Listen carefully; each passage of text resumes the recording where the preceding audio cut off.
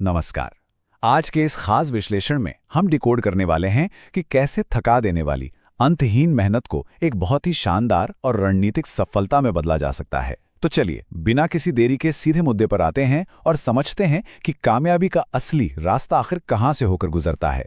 एक बहुत ही दिलचस्प सवाल जो अक्सर हमारे दिमाग में आता है, आखिर ऐसा क्यों होता है कि कुछ लोग दिन रात पागलों की तरह मेहनत करते हैं, पसीना बहाते हैं, लेकिन जब दिन खत्म होता है तो उनके हाथ कुछ खास नहीं लगता। जबकि वहीं दूसरी ओर कुछ लोग ऐसे भी हैं जो आधे समय में ही उनसे 2 गुना काम कर जाते हैं। क्या उनके पास कोई जादुई छड़ी है? बिल्कुल नहीं।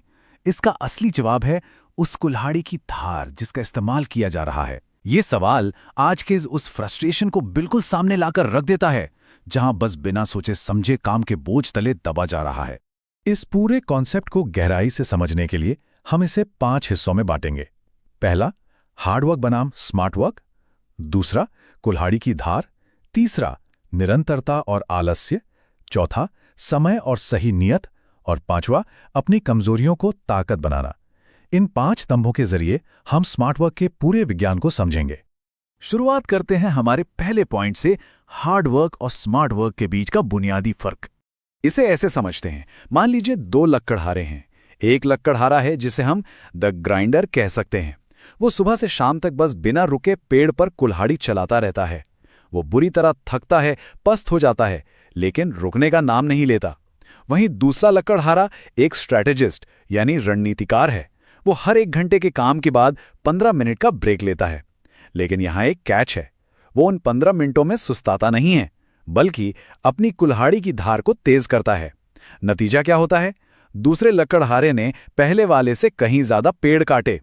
यानी बिना सोचे समझे पसीना बहाने से कहीं बेहतर है अपने उपकरणों को, अपनी स्किल्स को समय समय पर निखारना। तो फिर सवाल ये उठता है कि स्मार्ट वर्क असल में है क्या? अक्सर लोग सोचते हैं कि स्मार्ट वर्क का मतलब है काम से बचना या कोई शॉर्टकट ढूंढना। लेकिन सच तो ये है कि स्मार्ट वर्क का मतलब है सही दिशा में सही प्रयास करना और लगातार अपने कौशल, अपनी स्किल्स को अपडेट करते रहना। ये पूरी तरह से सटीकता और बुद्धिमत्ता के बारे में है, मेहनत से भागने के बारे में बिल्कुल नहीं। अब बढ़ते हैं हमारे दूसरे हिस्से की तरफ, कुल्हाड़ी की धार का असली मतलब क्या है और इसे कैसे तराशा जाए। एक धारदार कुल्हाड़ी तैयार करने का एक पूरा रोड मैप है जिसमें 4 अहम कदम शामिल हैं। पहला, अपने कौशल को लगातार निखारना। दूसरा, आलस्य को पूरी तरह से जिंदगी से निकाल फेंकना। तीसरा, समय को मास्टर करना। और चौथा, सही नियत बनाए रखना। जब ये चारों चीजें मिलती हैं तब जाकर एक तेज बुद्धि और किसी भी काम को करने का एक बेहद प्रभावी नजरिया तैयार होता है। इस पूरी प्रक्रिया में कंसिस्टेंसी यानी निरंतरता का क्या रोल है, इसे वरदराज की कहानी से बहुत अच्छी तरह समझा जा सकता है। वरदराज शुरुआत में पढ़ाई में इतने कमजोर थे कि उनके गुरु ने भी उनसे हार मान ली थी। लेकिन एक दिन उन्होंने कुएं के किनारे देखा कि एक बेहद कोमल सी रस्सी के बार बार घिसने से कठोर पत्थर पर भी गहरे निशान पड़ गए हैं। इससे एक बहुत बड़ा सबक मिला, अगर एक कोमल रस्सी पत्थर काट सकती है तो लगातार अभ्यास से बुद्धि की कुल्हाड़ी को भी तेज किया ही जा सकता है। उन्होंने हार नहीं मानी, दिन रात एक कर दिया और एक महान विद्वान बने। यही तो स्मार्ट वर्क की असली बुनियाद है।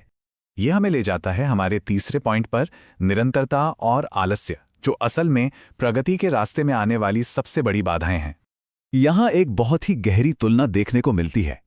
एक तरफ है लगातार अनुशासन, जो इंसान को हर बड़ी मुश्किल के लिए तैयार रखता है और कुल्हाड़ी की धार को कम नहीं होने देता।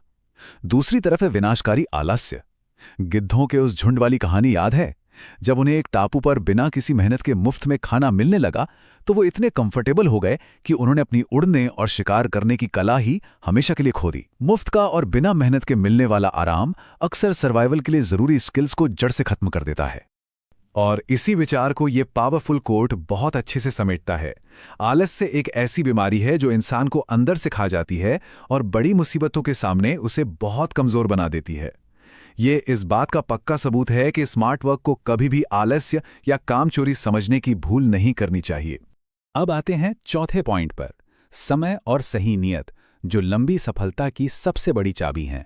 यहाँ हमारे पास दो बेहतरीन और समानांतर उदाहरण हैं जो एक चेतावनी की तरह काम करते हैं। पहला, गोपाल की टालमटोल की आदत। गोपाल ने हर काम को कल पर टाला। नतीजा ये हुआ कि वो खजाने तक पहुंचने में लेट हो गया और उसे खाली हाथ लौटना पड़ा। दूसरा उदाहरण है रोहन का लालच। रोहन की नीयत में खोट आ गया और बस एक पल के लालच में कुल्हाड़ी चुराने के चक्कर में उसने अपना पूरा साम्राज्य ही खो दिया। इससे निकलने वाला मूल नियम बहुत सीधा सा है। प्राथमिकताओं को तय करना चाहिए, आज के काम को आज ही खत्म करना चाहिए और नीयत हमेशा साफ रखनी चाहिए। बेईमानी से लंबी रेस का घोड़ा कभी नहीं बना जा सकता। इन दोनों बातों का निचोड़ इस एक शक्तिशाली वाक्य में देखा जा सकता है।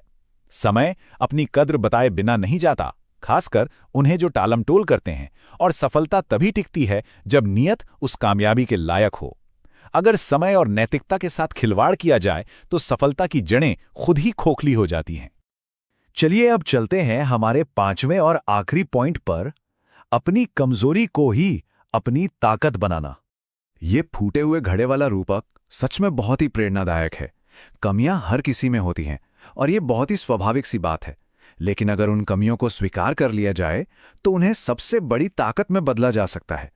बिल्कुल उस फूटे घड़े की तरह जिसे लगता था कि वो किसी काम का नहीं है, लेकिन उससे रिसने वाले पानी ने अनजाने में ही उस धूल भरे रास्ते के किनारे खूबसूरत फूल खिला दिए थे। यानी स्मार्ट और सार्थक काम के लिए किसी का भी पूरी तरह से परफेक्ट होना जरूरी नहीं है, बस अपने मौजूदा स्वरूप को पहचानकर उसका सही इस्तेमाल करना आना चाहिए।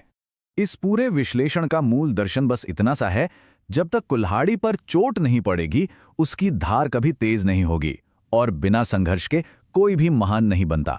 ये हमें याद दिलाता है कि भले ही हम स्मार्ट वर्क कर रहे हों, लेकिन सुधार के लिए थोड़ा घर्षण, थोड़ी मेहनत और संघर्ष तो फिर भी बेहद जरूरी है। बिना तपे तो सोना भी कुंदन नहीं बनता, है ना? तो अब इस एक बहुत ही प्रासंगिक सवाल के साथ हम आज की इस चर्चा को विराम देंगे। अब जब अंधाधुंध मेहनत करने और रणनीतिक रूप से खुद को निखारने के बीच का असली अंतर बिल्कुल स्पष्ट हो चुका है, तो सोचने वाली बात यह है, आज से कुल्हाड़ी की धार कैसे तेज की जाएगी? वो 15 मिनट का ब्रेक कैसा होगा जो आने वाले कल को बेहतर बनाएगा? इस विचार पर गहराई से गौर जरूर कीजिएगा। आज के इस विश्लेषण में साथ जुड़ने के लिए बहुत बहुत धन्यवाद। वीडियो बढ़िया लगी हो थोड़ी सी भी तो चैनल को सब्सक्राइब कीजिए और बेल आइकन को प्रेस कीजिए। Thank you.